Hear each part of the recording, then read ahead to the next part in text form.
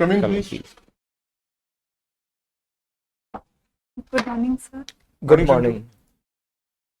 Please be seated. Thank you, sir. Sanju, Yes, sir. अपने बारे में बताओ.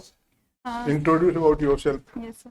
सर मैंने 10th government senior secondary school Mandota Sikar से किया है. उसके बाद 12th केंद्रीय विद्यालय सीकर से और ग्रेजुएशन मैंने BTech government Mahila engineering college Ajmer से किया है. 2015 से मैं ministry of new and renewable energy में कार्यरत थी और 4 अप्रैल 2025 से मैं महुआ ministry of housing and urban affairs के under central public works department में जम्मू में कार्यरत हूँ.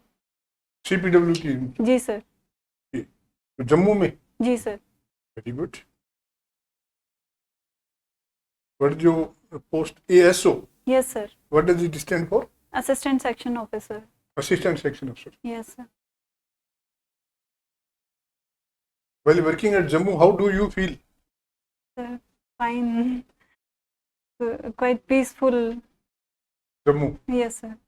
अभी तो पीसफुल है. कश्मीर जितना डिस्टर्बेंस नहीं है.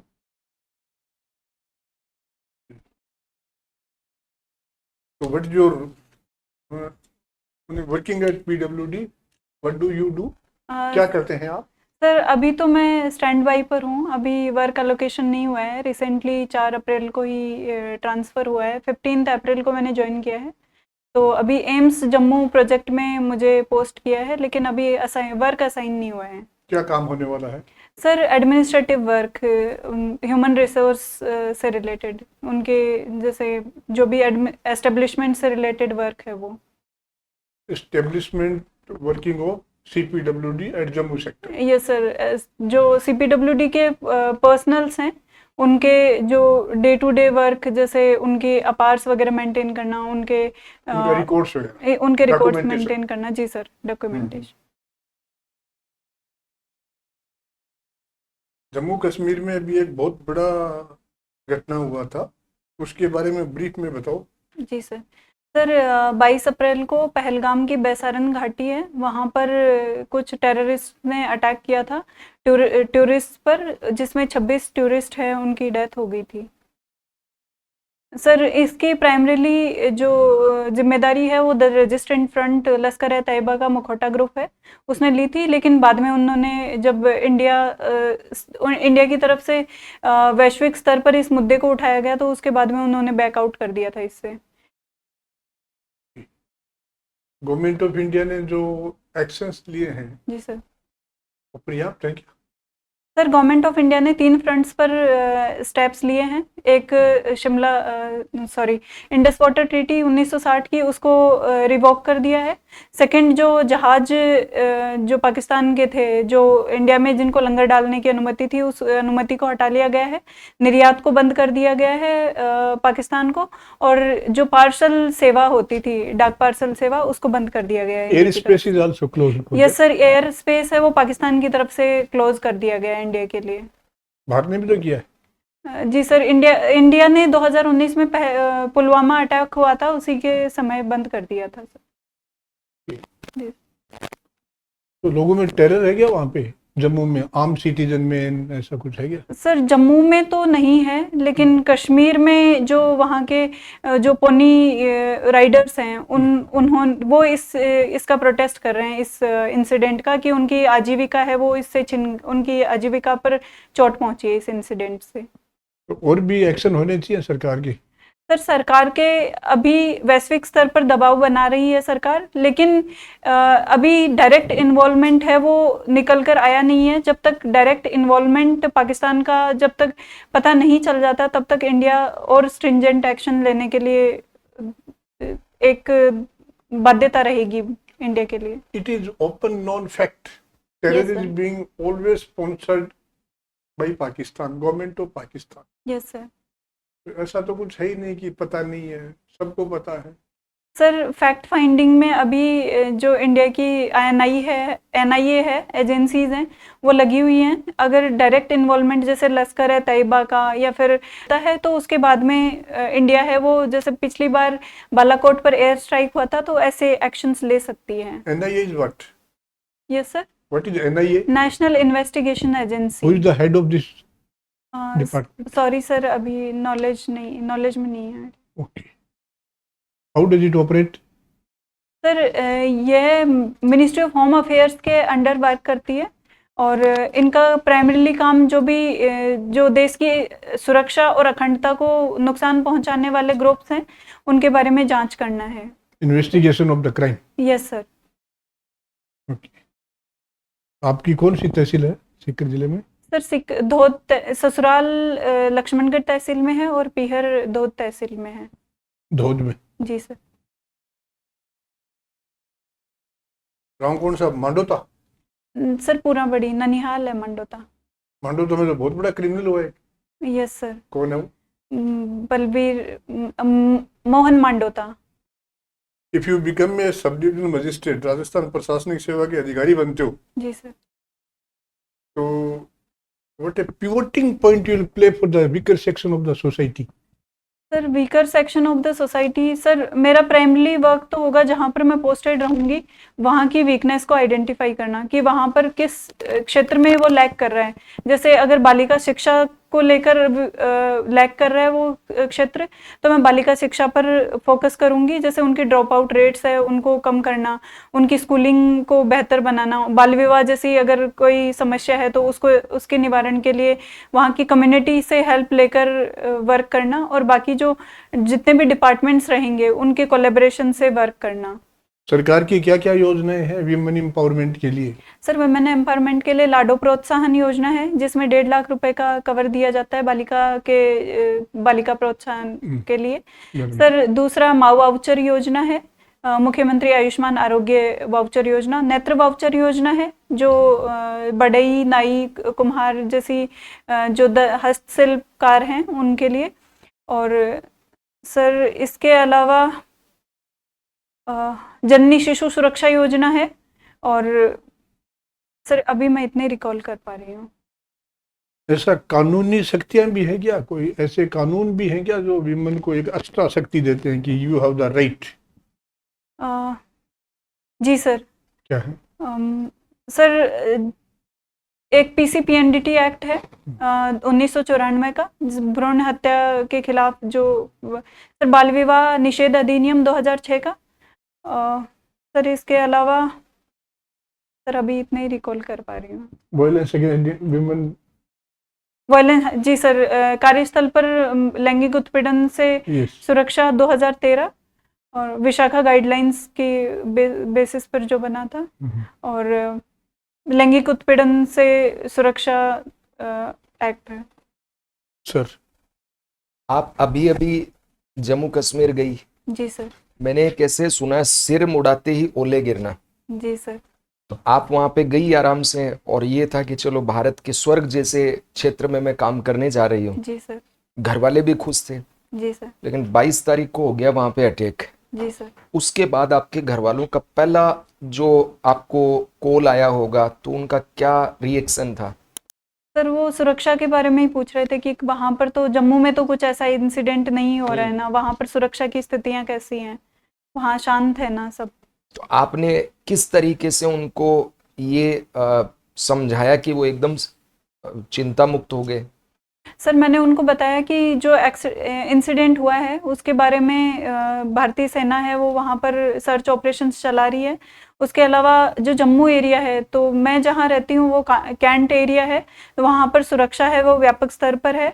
और उसके अलावा वहाँ पर जो जांच पड़ताल है वो भी कड़ी कर दी गई है, सुरक्षा व्यवस्था है उसको भी कड़ा कर दिया गया है। व्यक्तिगत स्तर पे आपको कैसा लगा कि ये गलत फैसला तो नहीं हो गया कि मैंने पुरानी नौकरी छोड़ के इधर जॉब ज्वाइन करना? सर मेरा ट्रांसफ़र हुआ है फिलहाल, मैं जॉब उसी में हूँ लेकिन ट्रांसफ़र वहाँ अभी हुआ है। आपने कोशिश की कि काश मेरा ट्रांसफर वापस अपने होम डिस्ट्रिक्ट या कम से कम दूसरे राज्य में हो जाए? नहीं सर, मैंने डर नहीं लगा आपको? नहीं सर, कि सुरक्षा एजेंसियां वहाँ पर व्यापक स्तर पर अपने ऑपरेशंस चला रही हैं, तो वहाँ पर डर जैसा माहौल नहीं है। ओके। ये जो पीडब्ल्यूडी है इसके मुख्य काम क्या है, स्थापना के ऑब्जेक्टिव क्या है? सर पीडब्ल्यूडी के मुख्य काम जो देश की आधारभूत संरचनाएं हैं जैसे हॉस्पिटल, आईआईटीज, आईआईएम्स और जो गवर्नमेंट अकोमोडेशंस है उनका निर्माण करना है। ठीक है, और एक राजस्थान में भी पीडब्ल्यूडी है जी सर। स्टेट लेवल का, जी उसके सर। काम क्या है? राजस्थान के पीडब्ल्यूडी का मुख्य काम आधारभूत सुविधाएं जन सामान्य को प्रोवाइड करना, जैसे सड़कें हो गए, सड़कें हैं, सार्वजनिक निर्माण है, जैसे भवन इमारतें, इनका निर्माण करना, हॉस्पिटल्स का निर्माण करना। पहले आप नवीकरणीय ऊर्जा में काम करती थी, जी सर। तो आप अभी ये जॉब चेंज क्यों किया आपने, या केवल तबादला हुआ आपका? सर मेरा तबादला हुआ है, 7 Okay. साल का रोटेशनल ट्रांसफर होता है, तो उस रोटेशनल ट्रांसफर करता यानी है। डिपार्टमेंट वही है आपका? सर डिपार्टमेंट वही है। चलिए ठीक है। आपने कंप्यूटर साइंस से इंजीनियरिंग की है, जी सर। तो आपका ये जो नॉलेज है, क्या आपकी फील्ड में आपका जो ऑफिस वर्क है उसमें हेल्प करता है आपकी? जी सर। सर 2017 में वहाँ पर डिजिटाइजेशन हुआ था, ई ऑफिस सिस्टम वहाँ पर वर्क कर रहे हैं, तो उसमें काफ़ी हेल्प हुई। जैसे वर्क को नया सिस्टम जब इम्प्लीमेंट हुआ तो मुझे समझने में ज़्यादा समय नहीं लगा उसको, और इम्प्लीमेंटेशन में भी बहुत टाइम नहीं लगा उसको। ओके, ये साइबर हमले अभी बढ़े हैं पाकिस्तान की तरफ से, जी सर। चीन की तरफ से, ये इंसिडेंट्स के बाद में, तो इनसे बचने के लिए एज ए कंप्यूटर इंजीनियर आप क्या करती हैं अपने सिस्टम को प्रोटेक्ट करने के लिए? सर पहला जो स्टेप्स है वो जो भी हम ब्राउज़र यूज़ करते हैं वो सिक्योर सिस्टम से करें, जैसे HTTP नहीं यूज़ करके HTTPS secured hyper text transfer protocol का यूज़ करें। सर दूसरा, फायरवॉल को हमेशा अपने सिस्टम में यूज़ करें। थर्ड, जो भी विंडोज़ हैं हमारी उसको हम अपडेटेड रखें। फोर्थ, जो भी स्पैम ईमेल्स वगैरह आते हैं उनको हम कभी भी ओपन नहीं करें। फिफ्थ, हमारा पासवर्ड है वो स्ट्रांगली प्रोटेक्टेड होना चाहिए, जैसे न्यूमरिक प्लस स्पेशल कैरेक्टर्स और नंबर्स, ये सारे यूज करके प्रोटेक्ट किया जा सकता है। ठीक है, साइबर हमले देश की सरकारें भी करवाती है, जी सर। क्या ये उचित है क्या, या इसी को एथिकल एक तरह से हम कंसिडर करते हैं, एथिकल हैकिंग, एथिकल हमले, इस तरह से? जी सर। सर आज के समय में जो क्राइम्स है वो बहुत एडवांस हो गए हैं, तो सरकारें जो एथिकल हैकिंग है उसको यूज करके, जो हैकर्स के द्वारा मेथड्स यूज किए जाते हैं उन मेथड्स को पहचानने के लिए एथिकल हैकिंग यूज करती है। सर ये एथिकली सही है, गवर्नमेंट की जो देश की अखंडता सुरक्षा को मद्देनजर रखते हुए मेरी नज़र में सही है सर ये। यूनाइटेड नेशन जो सिक्योरिटी काउंसिल है, क्या आपको लगता है कि आज जो परिस्थितियां, जैसे रूस यूक्रेन, हमास इजराइल, इसके अलावा भी अक्सर हमले होते रहते हैं, अभी हो सकता है भारत पाकिस्तान में भी युद्ध हो जाए, चीन ताइवान में भी युद्ध हो जाए, तो उसकी प्रासंगिकता है क्या यूएनएससी की? Sir United nation security council है, उसमें जो परमानेंट मेंबर्स हैं, 5 मेंबर्स हैं सर, उनका दबदबा अधिक है। तो सर इसका जो मेंबरशिप है उसको कहीं ना कहीं रैशनलाइज करने की ज़रूरत है। इसमें जो अस्थायी सदस्य हैं उनको भी पावर दी जानी चाहिए, जो ग्लोबल साउथ की कंट्रीज़ हैं उनका भी उसमें हिस्सा बढ़ना चाहिए, जिससे एक होलिस्टिक रिप्रेजेंटेशन सभी कंट्रीज़ का हो सके। ओके, आज तक के 7 साल के करियर में आपका सबसे बेस्ट डिसीजन क्या है? सर आज तक के सर फर्स्ट तो ई ऑफिस इम्प्लीमेंटेशन की, जब 2017 में जब इम्प्लीमेंटेशन हो रहा था ई ऑफिस का, तब मैंने एक्टिवली पार्टिसिपेट करके सारी जितनी भी फाइल्स थी उनको डिजिटाइज करवाया था। उसके बाद जितनी वो भी आपका एक्शन हुआ, जी सर। डिसीजन क्या लिया आपने जिसका इम्पैक्ट पड़ा हो पूरे ऑर्गेनाइजेशन पे, या आपको एप्रिसिएशन मिली हो? सर डिसीजन मैंने कोविड के टाइम पर जब लॉकडाउन हो गया था 23 मार्च को, सर उसी दिन एक बहुत ही इम्पोर्टेंट अपॉइंटमेंट से रिलेटेड वर्क था सर, मैंने उसको कुछ पर्सनल रीजंस भी थे, उसके बावजूद मैंने जाके उसको परफॉर्म किया था। सबसे बड़ा रिस्क क्या है आपका 7 साल के करियर में? सर रिस्क यही है कि 7 साल के करियर में अभी करियर प्रोग्रेशन नहीं मिला है, अभी प्रमोशन एक भी ग्रांट नहीं हुआ है सर, यही सबसे बड़ा जो लूप होल जो। तो क्या इसी कारण से तो आप आरएस में नहीं आना चाह रही हैं? नहीं सर मैं फाइनेंशियली तो सेटिस्फाइड हूँ, लेकिन जो वर्क स्पैन है, जो लार्जर पब्लिक को इम्पैक्ट करने वाली कार्य क्षेत्र है, उसका अभाव है अभी सर। उस अभाव को दूर करने के लिए मैं आरएएस में आना चाहती हूँ। ओके, डायरी राइटिंग करती है? जी सर। 22 तारीख के बाद से अब तक आपने डायरी में ऐसा क्या लिखा है जो आप बोर्ड को बताना चाहेंगे?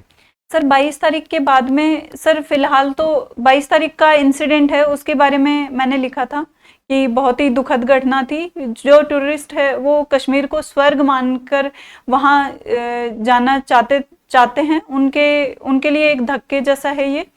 सर दूसरा मैंने लिखा कि मुझे मॉक इंटरव्यू देने जाना है, और तीसरा सर मैंने ये लिखा कि मेरा जो मेंस है और इंटरव्यू है उसको लेकर थोड़ी सी असमंजस की स्थिति है। आपको नहीं लगता कि ये तीनों चीज ही, मुझे लगता है आपने अभी तुरंत बताई, अगर डायरी राइटिंग मेरी हॉबी होती जी सर। तो मैं उसको इस तरह से बताता कि 22 तारीख को जो इंसिडेंट्स हुआ वो बहुत दुखद था, जी सर। मुझे इससे धक्का लगा, और क्योंकि मैं भी उस समय जम्मू कश्मीर में थी, या मान लीजिए मैं हूं तो जी था, सर। और मुझे व्यक्तिगत स्तर पे भी थोड़ा मानसिक दबाव झेलना पड़ा, परिवार वालों को कैसे समझाना पड़ा, तो मुझे लगता है आपने सारा ये फेक स्टोरी मुझे सुनाई है। सर फेक नहीं कह सकते, लेकिन सर एग्जैक्ट जो मैंने लिखा वो पूरी तरह से एज इट इज बोलना थोड़ा सा डिफिकल्ट होता है। अच्छा, आपको नहीं लगता diary writing wastage of time है?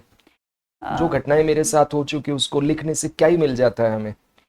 सर हम शायद उनको पढ़ते भी नहीं, इतनी डायरियां हो जाती हैं, हम नोट्स को रिवीजन नहीं कर पाते, डायरी पढ़ने के लिए कहाँ से समय आएगा हमें?